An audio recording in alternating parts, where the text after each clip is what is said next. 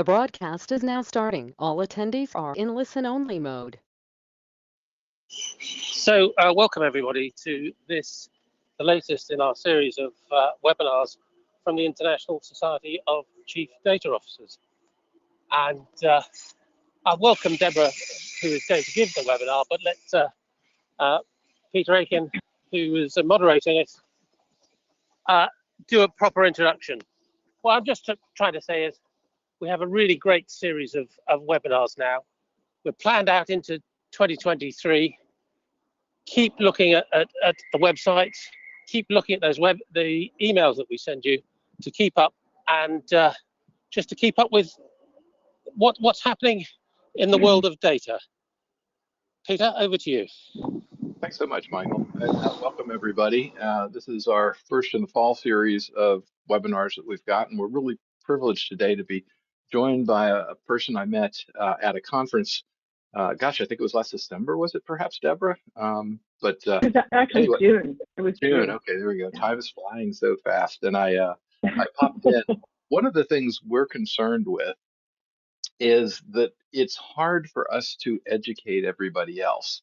And some of the things that we need are good metaphors, good ways of describing what it is we do, good elevator pitches. And Debra had a wonderful series in her conference that she was at, and she was very generous. She also handed out coupons for Columbia Sportswear at the time, which was wonderful, and people got excited about that. But she has a really, really articulate way of approaching this. And this comes from more than 20 years as a data architect, your time at Nike, and now that you're with Columbia Sports. And Debra, you said you had a slide to introduce yourself. So why don't we just turn it over to you and let you take it away. And thank you so much for joining us. Thank you. I'm so excited to be here. And hello, everyone. Welcome to Organizing Data for the Digital Business. So today we're going to talk through some concepts and implementations around data domains that I hope you'll find useful in your organization. I know that we found them extremely useful at Columbia Sportswear. So first, a little bit about me. So as Peter mentioned, I spent 18 plus years at Nike in data and information leadership. That was a great ride. But for the last 4 years now, I've been at the enterprise data strategist for Columbia Sportswear, which is a fantastic place to work. So if anybody is looking for jobs, I know you guys are all a little high level, but yeah, I might be coming for your people. Just kidding. So with over 22 years of time in this industry and in data leadership, I've developed a real passion around empowering business teams to take back their data by organizing it, simplifying it, and reconnecting it to their world, right? I feel like we've done a real disservice to our business by making data so IT focused over the years, and now they have a hard time. They feel a little daunted and uneasy with data, which I think does not have to be the case. I think we can very much bring data home and reconnect it right to the business. So a little bit first about Columbia Sportswear as well. So I don't know how many of you are aware, but Columbia Sportswear was actually established in 1938 as a hat company. Yeah. So it's since grown into a multinational set of brands, which include Mountain Hardwear, Sorel, and Prana, in addition to the iconic Columbia brand. And with $3.13 billion in revenue for 2021, we're on a clear growth path moving into the future. So super exciting times there, and we're also moving more and more.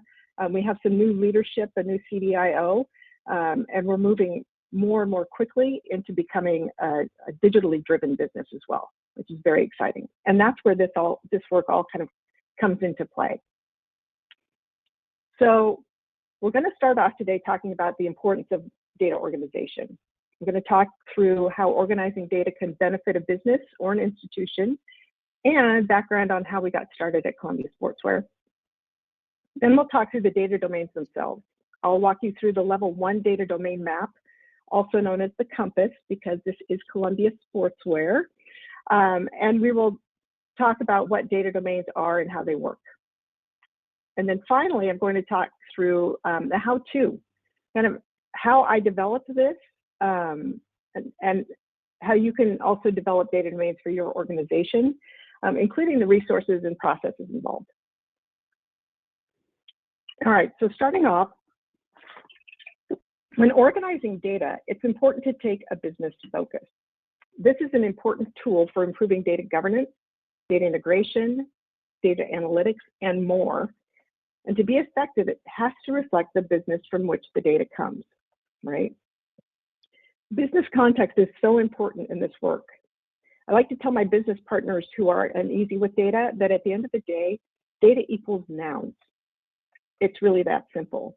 And if you look at the image on the screen right now, I mean, this is a Mountain Hardwear jacket, right? This is our product.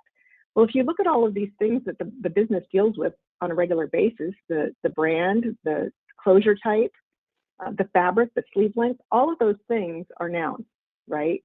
And they don't necessarily see those as data, but at the end of the day, all of those nouns that they create in the work that they do in their deliverables, all of those nouns are data, right? So trying to really draw that connection for them. So I know that data concepts can be a bit hard to grasp, especially if, oh,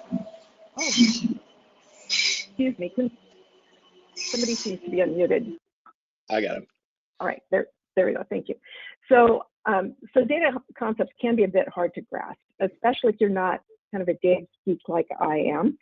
One thing that you will see throughout this presentation is that when we start to talk about some of these concepts, I like to weave in food analogies.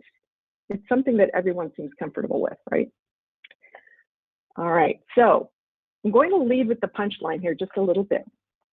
So this is the data domain map, also known as the compass, that we use at Columbia Sportswear.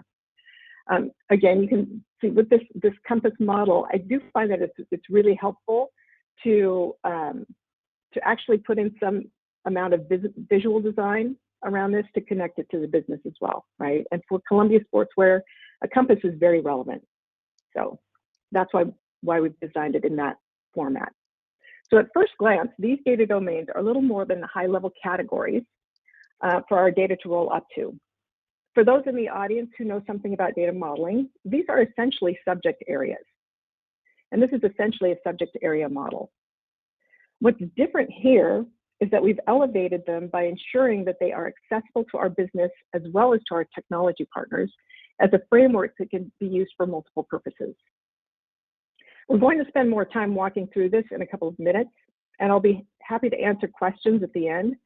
For now, I wanted you to be able to visualize this framework as we walk through its uses and benefits.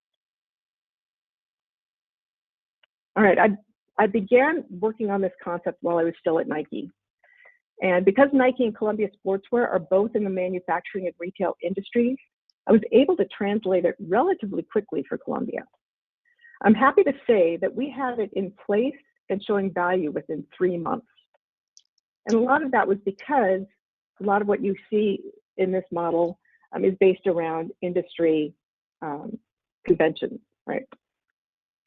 So I'm going to walk you through the 5 uses and benefits that we found so far in having our data organized this way, and I'm sure there are others that we have yet to uncover. All right, first, our data is organized for stewardship. This one is key because the data domains are really based in data management. So we have categories of data to which data owners and data stewards can be assigned. These are the people who will manage and make decisions about the data. So having clear boundaries for who's responsible for what is very important. Having domains, these data domains, made these assignments clear and in many cases actually obvious. Right, second, excuse me, our data is organized for sharing. As we share data between teams and systems alike, having data organized is a critical enabler. Data domains essentially provide a menu that allows users to ask for what they need. Simply being able to have a conversation about the data becomes easier when you have a common way of talking and thinking about it. Third, data is organized for analytics. When we're talking about data from tens or hundreds of systems and consolidating it all together for analysts to combine and find insights, organizing the data is pretty critical. I mean, talk about needing a menu, right? So fourth, we're organized for security. Having data domains allows us to identify where we might need to look for sensitive data, and sometimes allows us to set sensitivity for a general set of data rather than field by field. This has been especially true for our consumer data as well as for our worker data. You can imagine that, you know, with privacy, most of that data is going to be restricted. So we have set the sensitivity level for those domains at a restricted level, and then we can go back in and on a case-by-case basis to determine if something could be lowered in its sensitivity. But we can default to the higher level because we know the privacy is going to require that. All right, and fifth, organized for the business glossary. So our business glossary uses domains to categorize the data terms that have been defined. In this case, we're literally using data domains as a table of contents for our business terms. All right, so the use of data domains across the enterprise draws Columbia Sportswear into this high-level common approach to the data.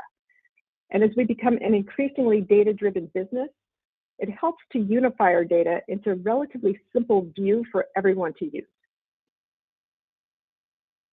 So now I want to talk a little bit about how we at Columbia Sportswear got started down the path of organizing data. When I first arrived, these are some of the questions that were being asked. I want you to think about this like as we go through, and how many of these are important to you as well, all right? So how can we better secure our data, right? Where do I find the data I need? Who are our data stewards? Now, I'm sure you're aware that these are important questions, and they're being asked by a lot of companies, and they're very important to successful data solutions. So as I hear these questions, here's what goes through my mind. What data needs to be restricted? What data do you need? What data will be stewarded, right? What data? So medium to large organizations need to be able to talk about key groups of data. But herein lies the rub. While seeking to find, manage, share, and use data, this next image represents where the majority of organizations are today. Okay, and here we arrive at our first food analogy. So this image gives you an idea of what we're up against when we need data. Let's take a moment to look through the image and find the I5 food items in the kitchen. If we were in a room, I would make this more interactive, but for now, just try to find each one for yourself. Okay, so where's the apple?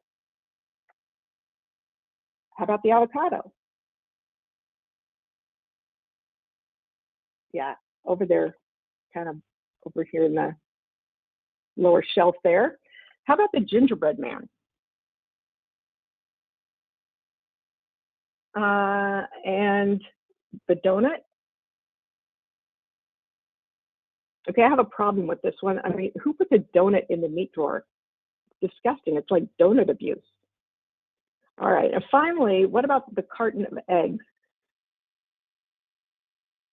So think about how difficult it was to locate each item. And now consider how difficult it would be to describe to someone else where they would find it. Not fun. Not fun at all. So the idea here is that data is like the food in this kitchen. Data is to processes what ingredients are to cooking. We can think of data as the ingredients to our processes. So with that in mind, let's take another look at the picture. Nothing in this kitchen is clearly labeled. There is no rhyme or reason to where you'd find anything. And nobody's sure where that smell is coming from, but considering that there are no expiration dates on anything, there could be a number of science projects underway. So this kitchen is representative of the data of most companies. If we're doing data right, we're sharing it constantly. And that's really powerful. It also means that processes and systems are all essentially relying on the same ingredients. We're all sharing this kitchen, but because we're heads down doing everything we can do to ensure we keep our part of the organization healthy, we don't really have time to consider the shared nature of the data and how our decisions about it may impact other teams and their processes. So consequently, in kitchen terms, we pretty much take what we need and leave the ingredients where we last used them, right? We wind up with a mess of data that has been shared across departments, across systems, without overarching organization. Is it any wonder that finding data is so challenging? While finding food in the picture might be fun to do once, when this is the situation you face every time you need some data, it gets frustrating pretty quickly. So this is where data organization can make a difference. Now this is a kitchen that any chef would be pleased to work in. All of the ingredients are labeled, as are their shelves and locations. Food is stored in the proper conditions to ensure quality, and there are expiration dates on those items that will need to be refreshed. Okay, so before I torture this analogy any further, the idea is to make our data ingredients as easily accessible and reliable as this.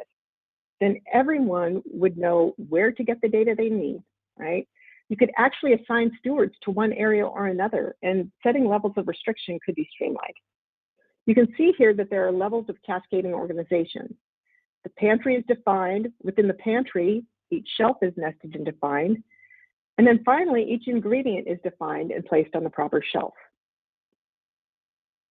So this isn't going to happen overnight. It's a journey. It's easiest and most impactful to start at the highest level of organization, and that's what we did at Columbia. So back to the compass, the level 1 data domain map. So this provides the organizational framework that serves Columbia Sportswear data across all brands and regions. This is fully enterprise. The model at this level reflects manufacturing and retail industries. So it's actually not even all that specific to just Columbia Sportswear. And if you're in a manufacturing and or retail industry, you might actually be able to leverage some of what's here. The domains are the round bubbles on the compass, and those are further rolled up into relevant groups.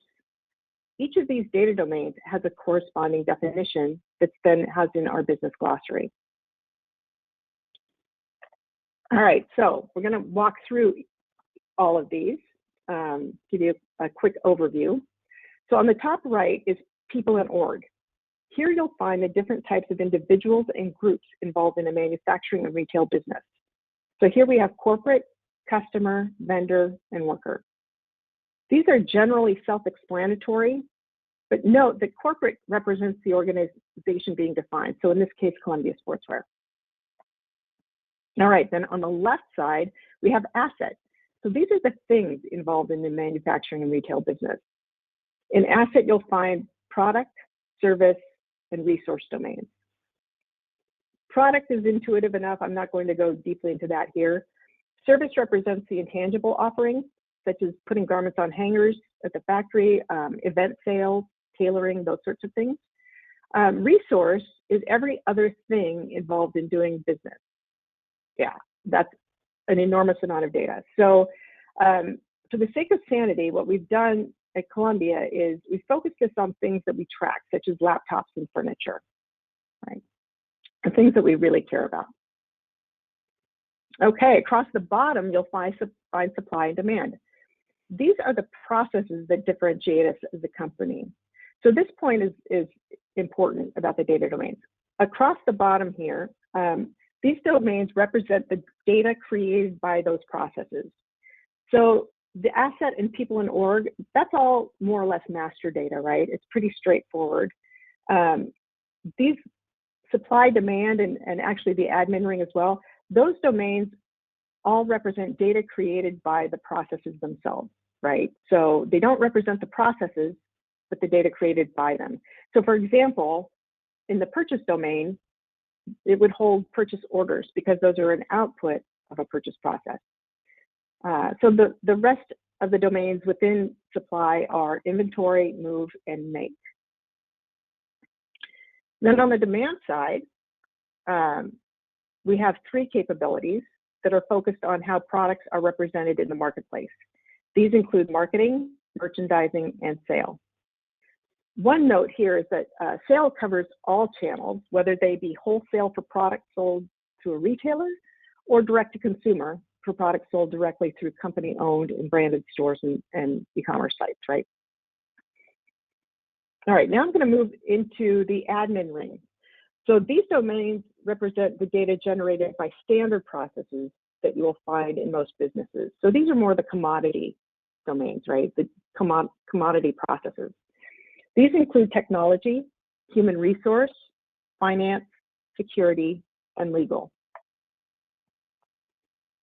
And finally, in the center are the common domains.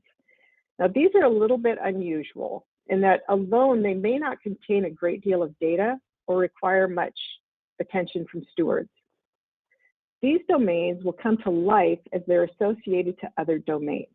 So when looking at location, for instance, we don't care about every location on Earth, right? We care more about locations as they're applied to a customer location or an inventory location and so on. The purpose for representing these domains in a standalone way is that wherever they're used, we will have common formats and data, right? So again, in the case of location, we would want to represent a customer location in the same way as we would that inventory location. And all locations would rely on an external common source for GPS data. All right, now that you have some idea about the domains themselves, let's talk about how they work and how to use them. So here's some of the characteristics and rules around data domains. Depending on the size of your organization, you either have a lot of data or you have an enormous amount of data. Data domains represent all of your data, all of it. The data domains are defined based on business processes and use, not systems. So systems organize data to make sense to systems, not to people. And every system has its own way of naming and organizing data. So that really wouldn't work anyway, right? So then let's talk about the rules. First, as I mentioned earlier, each domain must have a clear definition that reflects its business use. That definition has to provide clear boundaries between the domain it defines and other domains. You don't want these guys to overlap or cause confusion, okay? That's to support the next rule, which is that a piece of data must fall into one and only one of these domains. They can't bleed between domains or straddle domains. We'll go more into that in a minute, but a good rule of thumb is that data will live in the domain that creates and or manages it. Finally, while a piece of data is organized to and managed within a single domain, it may be used across any number of processes and mingled with data from other domains along the way. So let's jump into a couple of examples that seem to bring this together for most people. Starting off with another food analogy, let's look at the process of making a cake. So this process requires milk and eggs from the refrigerator. I also need to get the oil, and do not judge my baking skills here, a chocolate cake from the pantry, a chocolate cake mix, excuse me. So just like a single recipe, or in this case, the instructions on the back of a box, this single process pulls in ingredients or data from different domains. Here, we're combining the ingredients with the mixer before putting the batter in a pan and baking it. Now, in the end, I've combined the individual ingredients to create a sumptuous chocolate cake.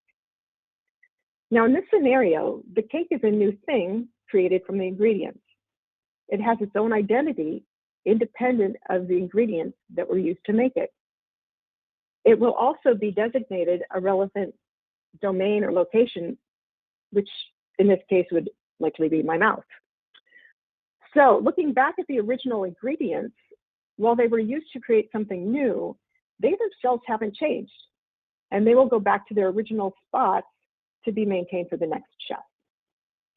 All right. Okay, now we're going to look at a Columbia Sportswear example. So imagine that a customer walks into the Columbia store in downtown Portland, Oregon. This store is a corporate location, by the way. After browsing around a bit at various products, he chooses an out-dry jacket because this is Portland, Oregon, after all. So he takes the jacket to the checkout counter where a salesperson, a worker, is waiting to sell it to him, right? This process then creates a sales receipt, which is new data generated by the sales transaction. So we've pulled from 4 different domains: customer, product, corporate, and worker. We created new data in the sales receipt, which would fall into another domain, which would be sale, right? The sales receipt holds references to the product, the corporate location, the worker, and if relevant, the customer, but it doesn't suddenly own and manage that data. Okay, the data used as ingredients in this process still live and are managed in their original domains, available for use by other processes. Okay, so we've walked through what the data domains are and how they're used, as well as their benefits. Now I'm going to actually take you through the process of creating them and how we did that for Columbia Sportswear. All right, so I'm going to start off with what not to do, right? So don't organize your data around systems. I mentioned this earlier. It's extremely risky. Why is that? Well, I mentioned earlier that data is that systems organize data to meet their own needs, meet the needs of the system. In addition to that, focusing on systems screams that data is an IT thing, and this may immediately put off business users. If you lose your business users, the power of your data domains immediately shrinks, right? Second, data in systems is generally focused on a solution which will use a lot of different data from different domains. If you assign stewards to the system, there's a good chance that that steward won't understand all of the data stored there and won't be well suited to manage it. Thirdly, systems often ask that we adopt their language, which runs counter to most data governance goals. I would also caution against categorizing your data around organizational structure. Organizations can shift and change, often frequently. Between reorgs, mergers, and acquisitions, you could be left with data domains in disarray, and this could cause significant rework. So then let's walk through how we would develop it. All right, so first you need to get a representative set of data. This is important because it's not about getting an exhaustive list of all of the data in your company, but about making sure you have samples of data from every corner of the enterprise so you don't end up missing a domain, right? There are a number of resources that can assist in this effort. Here are a few that I found helpful. First off, if you have data models, especially logical or conceptual models, this is going to be the easiest place to start, right? Next, key deliverables of your business provide great visibility into the data that comes out of your processes, right? Those nouns are key. And you can acquire this either working with business partners directly or by gathering documentation from them. So next, I would look at people and places associated to your organization. Roles and locations are data, right? Industry models and definitions. I've mentioned that this is kind of focused on the manufacturing and retail industry. So industry models can give you a real leg up. And as leaders, I'm sure you understand that that industry models tend to give comfort and warm fuzzies to leadership. So use those as much as possible and where it makes sense. Lastly, and I say this with a little bit of trepidation, but you can draw data out of systems if you're struggling to find other sources for it. I would do this with a grain of salt because you're talking about diving into a whole bunch of physical data, but it can give you some additional fodder for the process if you need it. So as you compile resources, pull the data out, right? If you're looking at documentation, start grabbing those nouns, pull the data out and put them on stickies. either physical or virtual. So I'm going to talk you through this a little bit more, but so as I'm doing this process with my business, I actually use a sticky storm tool called Idea Flip. It's available generally, and there are many of these on the market, so I'm not necessarily pitching just the one. But I find that doing this virtually has some real benefits because A, everybody can kind of be contributing at the same time, even as we're working remotely. And B, at the end of the day, when I've got all of these stickies, I can kind of combine them all in one place very easily. Back in the day when I first started doing this and I had all these like tear sheets with stickies all over them and I had to carry them all back to it was a little bit painful. So I do encourage using the virtual method because you could wind up with thousands of stickies, and virtual is much easier to manage. All right, so here are the stickies involved in making a cake. You will remember the eggs and the oil from earlier, and we've added some nouns from other steps in the process, such as plate, pastry tube, and so on, right? Again, what you're looking for here is a representative set of data, not an exhaustive one. So once you've created your stickies, it's time to get down to the analysis. Whether you do this collaboratively with others, or the way I do it in a dim room with a glass of wine and a bag of cookies, here are some ordered steps that can get you to your goal. So the first thing you'll want to do is take the data stickies and group them together in a manner that makes sense to you, all right?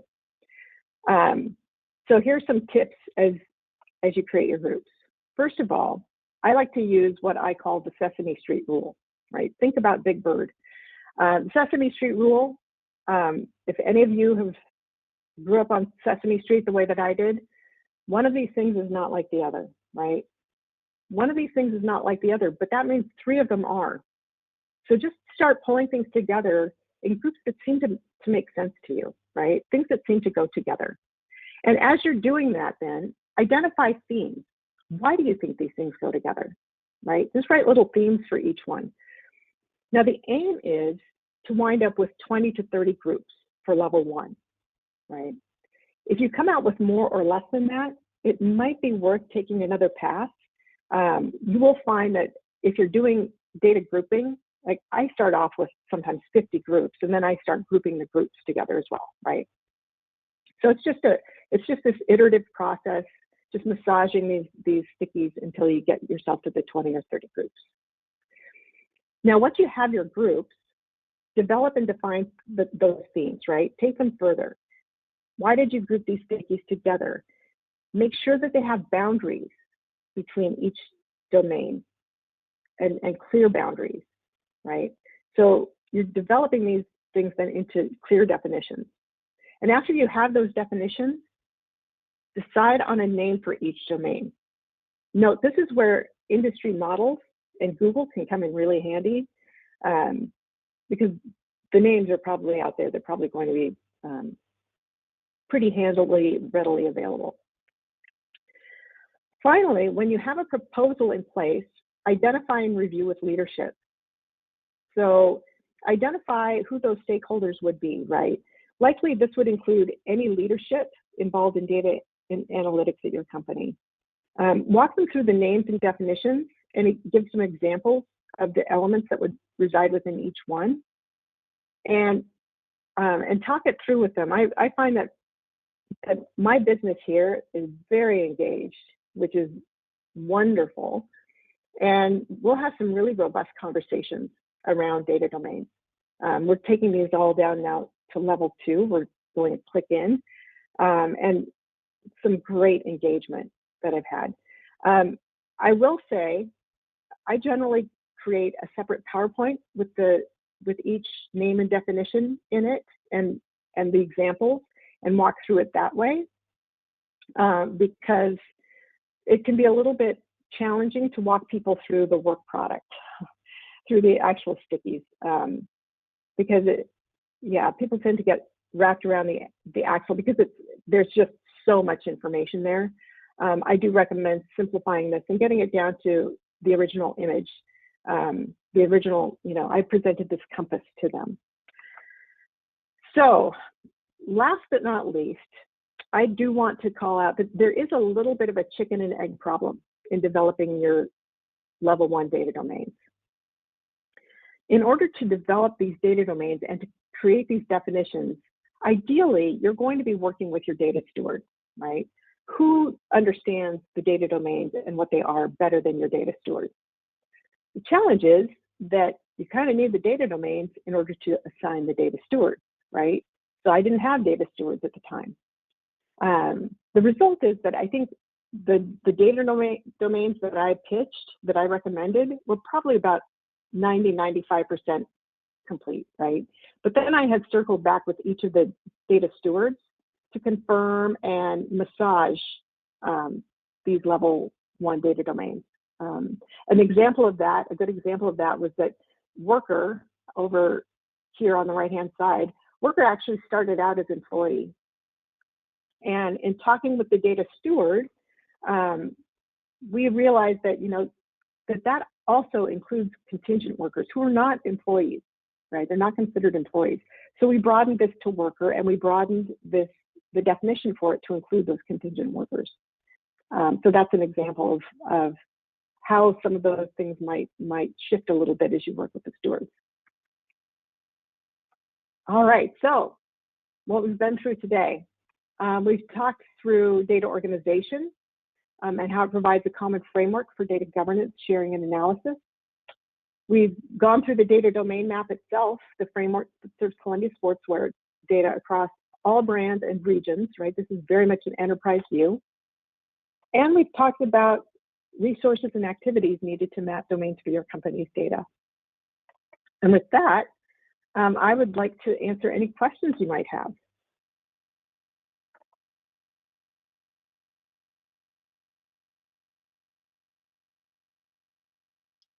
Of course, that was me fumbling with the mute button, Deborah. Thank you so much for apologize everybody for a bit of audio silence there. We do have a number of questions that we have here.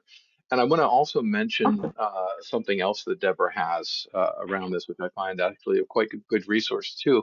A website that she controls is something called Data is Food, where she talks about stories about data in action and things. And I think these are things that we need to have as our bag of tools here to go into here. So let me not take up any more of time here. Mike, I'll get you off of mute here as well if you want to dump in, but let me just start out with a couple of things. No questions, but absolutely love the analogy approach from Wendy out there. Wendy, thank you so much for that. We do appreciate that. And I do think it's important because we can share these things all the way around. Another question related to that, Deborah, and we've got several here. I may have missed it, but what was the process on deciding on the domains? I know that you sort of went over that and said they sort of felt naturally, but I think you actually had something perhaps a little bit more formal. And we get you one around creating too, right? around creating the data domains themselves. It says I may have yeah.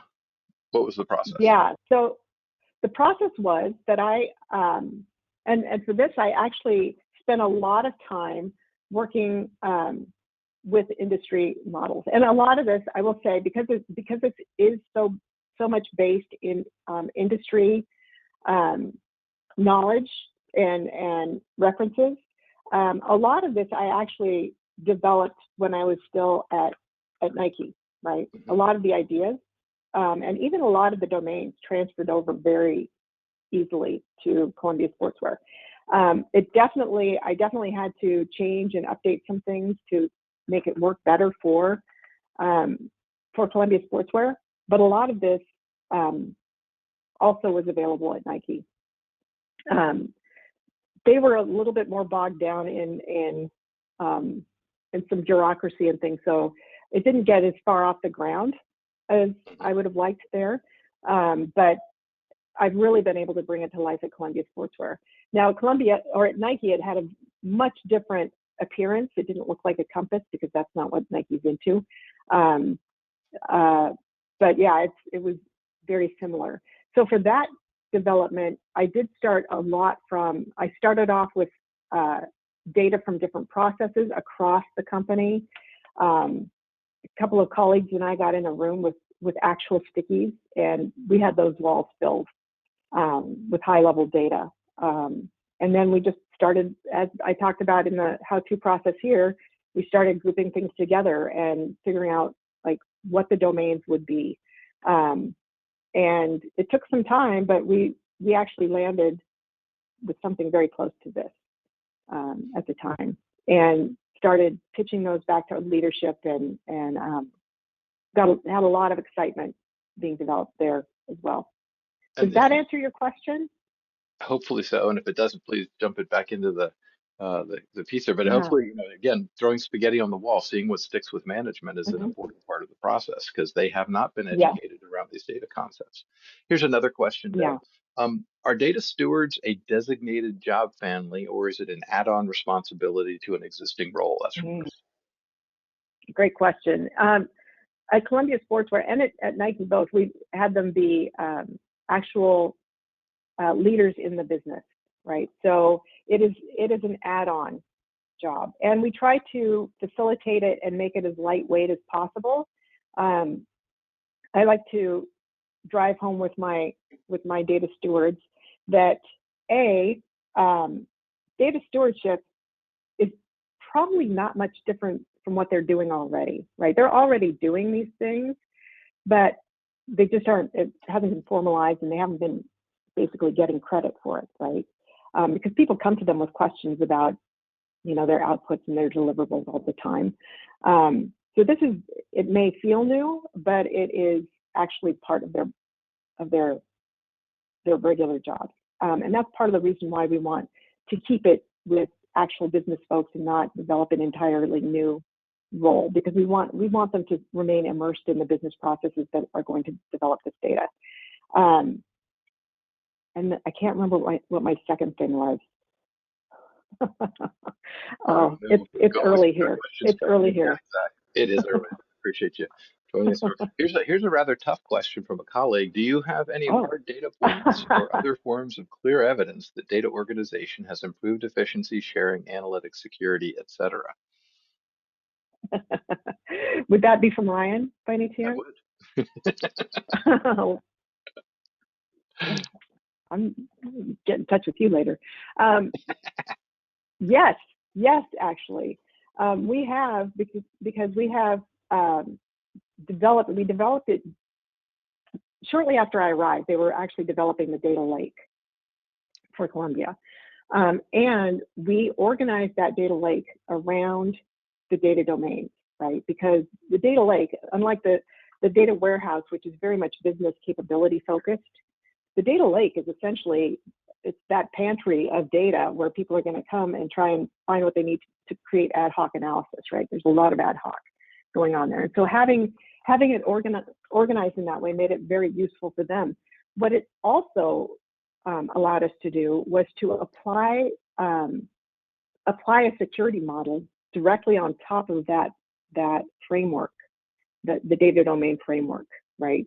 So now we've identified sensitivity levels, within these domains, and then using that framework that has been applied to the data lake, we're actually restricting data and managing the data access through the security, the security that's attached to that structure, if that makes sense. So we actually, we were able to very quickly define how we were going to do the security on the data lake, because it just naturally kind of fell around these existing domains.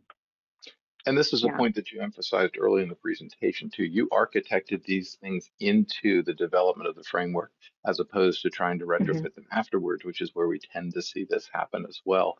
The next question, Debra, here is, can you just explain a little bit on what you mean by an industry model? I'm sure some of us here have become familiar with it, but perhaps others are not. Yeah, so I'm thinking actually largely industry data models, right? But also, if you, like, I've gone out and searched for product hierarchies, right? There are all sorts of models out there for certain industries. GS1, for instance, has a lot of information around retail and naming conventions and hierarchies and that sort of thing. So, so yeah, I tend to just find anything that is specific to my industry, where there have been standards developed around that industry, and then you can, again, go into those, find the nouns, right? And those will usually be useful to you. Almost every industry has had some sort of work on this. In the retail industry, it's something called ADRM, which is something that a lot of retail organizations use that as well. Here's another question. We still got questions coming in here, so I'm going to try to make sure we get as many of these done. And does anybody have a hard stop at the top of the hour, Deborah? Do you have another meeting? Because in case we keep going, I don't. People, super. Well, we won't keep it forever, but. So how would you go about getting a data governance group to redefine the subjects if it is clear from the data architects and industry consultants that the subject groupings need to change? It seems that not classifying the subjects correctly causes overlap and confusion. Yeah, and so that is this chicken and egg thing, right? And I actually have changed this model to kind of bring it back a little bit from what we have at Columbia, more toward an industry reflection, right? So this doesn't reflect the exact domains that we have for Columbia. I've changed some domains to protect the innocent, but so for instance, we have where I have move here, which is essentially all things around distribution, logistics, all of that. Columbia actually asked that we split that out into distribution and logistics. It just makes more sense for them. And so there is definitely a process of, like, it is iterative. And as you mentioned, Peter, early in the questions portion, that you have to throw the spaghetti against the wall. You have to bring it back to leadership. You have to keep kind of iterating it through. But at this point, right, at the point that we were developing this, it was on paper. And so it's pretty easy to still shift and make changes, right, and adapt it to the company. And that's really important, is going through and having those robust conversations with leadership and subject matter experts as well, right, and adapting to the specific needs of your organization. Well, that led right neatly into the next question. Can you use a SME, subject matter expert, instead of a steward in cases where there is no stewardship? Yes.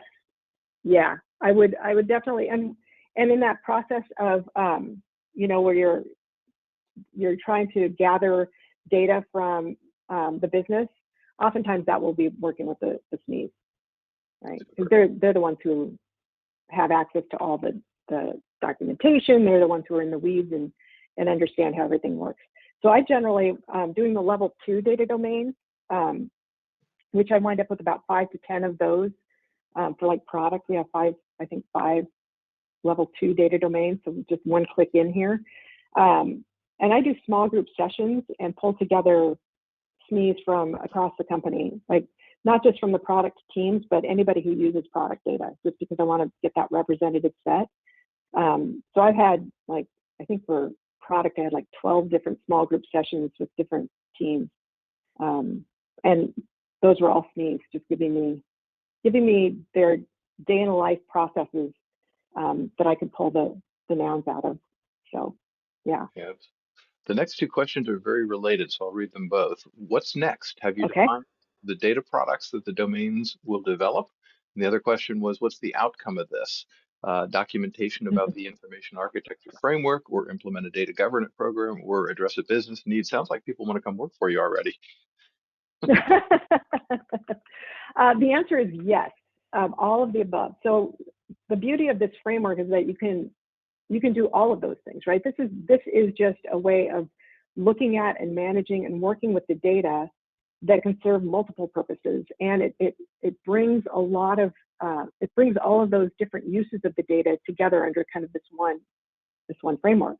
The next steps for it, as I just mentioned, are actually we are defining these down to level 2, maybe not all of them, but at least the key. Right now, I think I've done product, consumer, which I don't have on here, and and security. And then I just yesterday finished doing worker and human resource. Oh boy, that was a heavy lift. So, and then we'll continue on perhaps with inventory. And for those, you're going for 5 to 10. It's the same process that I walked through here.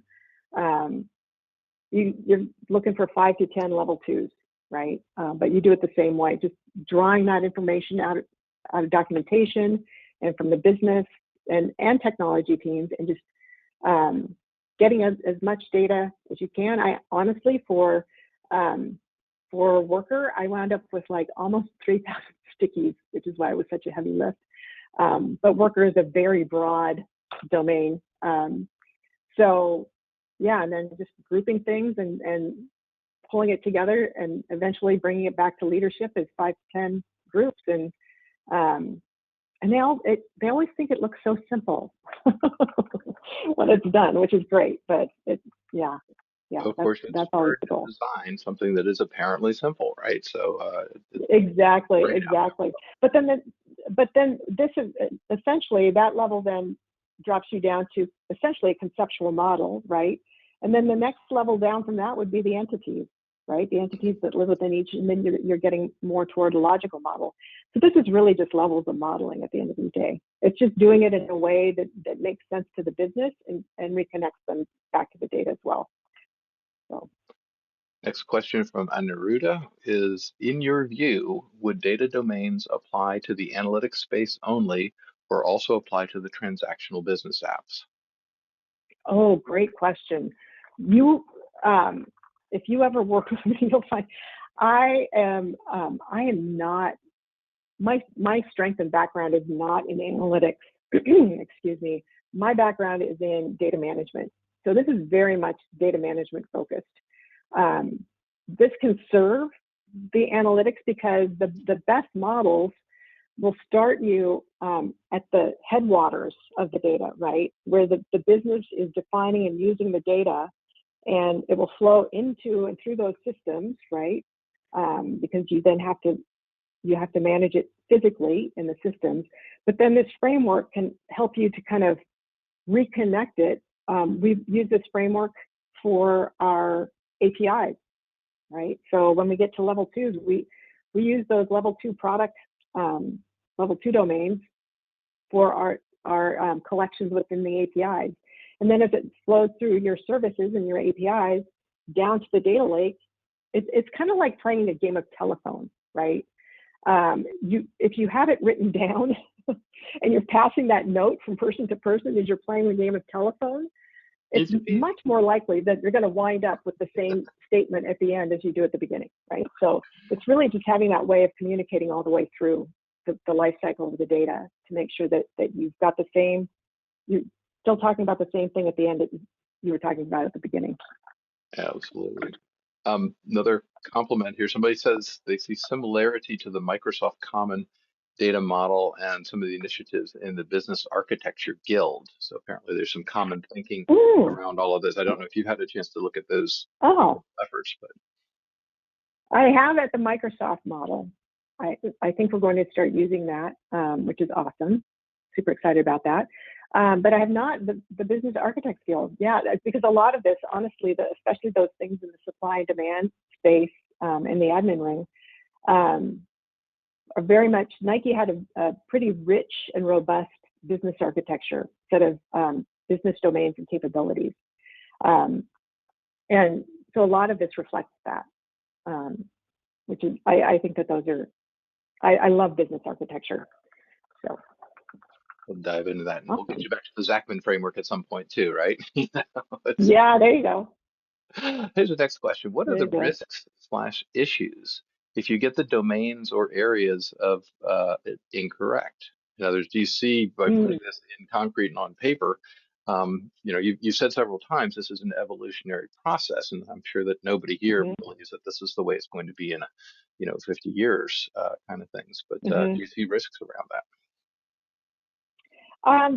There are some risks, and also this kind of applies to what you were saying, Peter, about not everybody is starting greenfield. Like we hadn't implemented our data lake yet, right? And so it was easy for me to put this on top.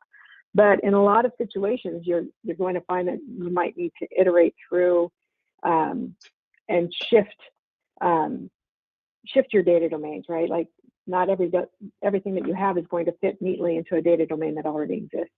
And I think that's something that we've all dealt with, right? That as you're maturing data, it doesn't always fit neatly, right? I mean, there's a lot of gray area, and over time you can make that shift, but you can't necessarily do it in the moment because that data is in use, right? And it can't be changed right now, thank you.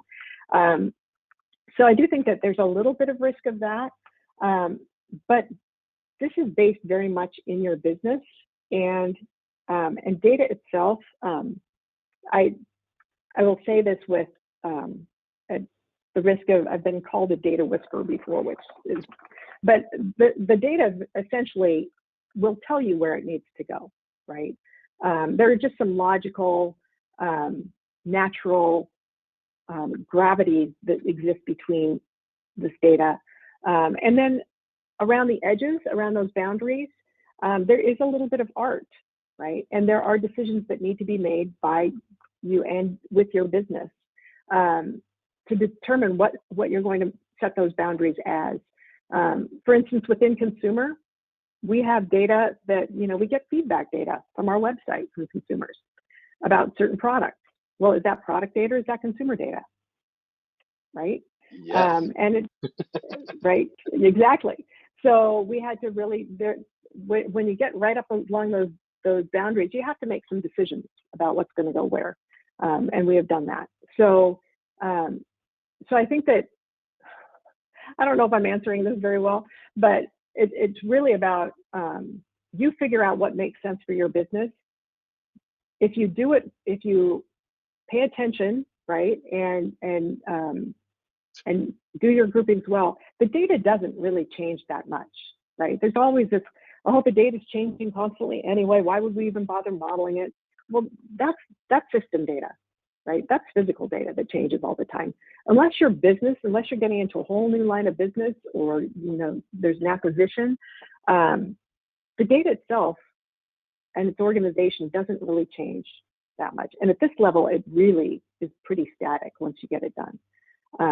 So the only challenges you're going to come across are if you missed a domain, or you realize that you have some overlap, right? And in that case, you need to work with those stewards to figure out how to draw a more stark and clear line. And you gave an example of that as far as expanding the worker concept, right? It originally started out one way, and then as you interacted with the business, it evolved into something else. You've got a consulting hat on right at the moment, Debra, because somebody else says, what are the good foundational resources for those of us in small businesses without formal data IT training who find ourselves the de facto CIO data management role? Chris, good luck for you there. Oh, that's a great question. My boss refers to me as the unicorn, so I'm not certain. I know that there are lots of consulting firms out there. I don't know how many of them do this sort of work specifically, but I am planning. I mean, the whole purpose of the datasfood.com website is that I'm developing content for a book. So maybe I'll get that done, and then you can buy my book. But my email address is also here. Publish it on too. So let's awesome. talk. Yeah. All right. So it is not an easy task for those of you that are starting out at the beginning, and that's of course why we offer this as a service to the community, and most importantly, get involved in the community, because we do have lots of resources in here that we can help. Let's keep going with the questions here. As long as you're willing, Debra, we'll keep addressing these. All right. Dane asks, are you aware of any positive experiences of using this approach when conducting M&A activity, specifically gaps in the acquired? Who's going to buy Columbia? Actually, so not in reverse, but we did bring on Prana into this data domain. I mean, we've had Prana for many years, but they are less aligned to some of our systems and that sort of thing and our processes than Mountain Hardware and Sorrel. So we have used this very much with Prana, just to kind of get their data, figure out where their data would land in the data lake and that sort of thing, right? So we've been able to kind of define which domains their data goes into. And some of them are super obvious and some of them are a little bit more challenging, but it at least helps us to, at a high level, see how they match up with the rest of the company. And that has been very helpful. Level kind of thing, sure. And Dana, I will say Yeah. this too. I went to the M&A community with techniques like this many years ago, and I got shown the door very quickly because they said if you introduce any information into this at all, it introduces fear, doubt, and uncertainty into the M&A. So just go away. That said, though, if you want to make a good play in this, go talk to the private equity people because they're the ones that actually want to get a key in this. All right, moving on. On your domain graphic, you have human resource in common and corporate and worker in people and organization. Mm-hmm. Wouldn't HR be in people in org? And again, I think you've sort of addressed that, but maybe, yeah. Well, actually, and this is a question that my HR teams were asking me right and left when I, as I said, I just did the level 2s with them. Yeah, great question. So the HR in that commodity area reflects essentially the programs, the policies, all of the things that we develop as a company, our strategies around the workforce, right? So a lot of it has to do with workforce. It's you know, the list of pay codes, job codes, and all of our compliance policies and all of that stuff sits within the human resource space. The worker is the person, right? One difference between human resource and worker is that some of the human resource data, a little bit of it might actually be restricted data. Probably all of the worker data is restricted because of privacy, right? So the worker data tends to be information about the worker themselves as a person. And then a lot of it is how some of those things that were developed by HR are applied to that worker. So where HR might define the job codes, the list of job codes, the worker will have one or more job codes throughout their life cycle, right? So it reflects more the worker themselves and how the data is applied to that person. Does that make sense? It does. Jennifer is wanting to know the rest of the plan. Are you going to do additional webinars around data as a product or federated governance and infrastructure platforms? So I'm not sure we can sign you up for that much, Deborah, but these are absolutely the kind of thinking I'm certain that's going on. Yeah. I mean, hit me up. Data domain driven design. Have you seen that as a method out there? Data domain driven design, like you mean like in domain driven design, like in from a software perspective, or? That's my understanding. Again, it's harder to get from these questions here. So Deborah, you do have your contact information there, and she'll be happy to work with others there. But I think that's more like a model driven architecture's kind of play. Yeah, but I can say one thing that I'm working toward at Columbia, because they are in the process of developing their capabilities, the business capabilities. And I think that one thing that would be really interesting with this would be, and this is probably at level 2 data domains rather than level 1, which is a little more specific, and maybe even all the way down to the entity level. But I think it would be really interesting to connect up the business capabilities with the entities or the data domain that they actually affect or manage, right? And then, you know, when you're talking from a strategic perspective about what capabilities are we going to affect this year, you would instantly be able to see which data you're going to affect as well, right? So I think that there's a way of connecting all the dots between the data domains and the business domains that could be really powerful. So that's something I'm kind of toying with right now. Mike wants to know, to what degree do you think the domains you've determined could transfer out of the retail clothing business? How applicable are they to other areas? I think it's not necessarily just clothing. I think that it could transfer pretty well to any sort of retail or manufacturing. The admin ring pretty much could go anywhere, right? I haven't actually looked to see how much broader it could go beyond manufacturing. I mean, make and move are really manufacturing logistics stuff, but some of the others might work. Yeah, it's interesting. Yeah. Wade is asking, interested in the roles within the governance organization, specifically if Columbia has defined formal roles for governance, example steward, or if you've taken the non-invasive approach where the role of the example as steward is formalized into the duties of a staff member that already does these things. Yeah. So we have done, and we talked about this a little bit in the previous question, that we do have them in the roles are embedded with existing business partners. So what we have is, and I got to be front and center doing some of this development as well with the data governance team. So we have data owners who tend to be C-level, right? They're the heavy hitters. Then we have the data stewards within the business who are generally senior director, VP level, actually. And then we're just now going through and developing what I think the term that they've come up with is curators. And those tend to be the SMEs. So, and as we've done that, one really important piece of that is that we defined what these levels are, but when it comes to determining who are the stewards, we assign data owners to the domains first, then we work with the data owners and they determine who their data stewards are. And likewise with the data curators and the data stewards, defining who those data curators would be. So, and even the data owners, it was our steering committee, our data and analytics steering committee that determined who the data owners would be.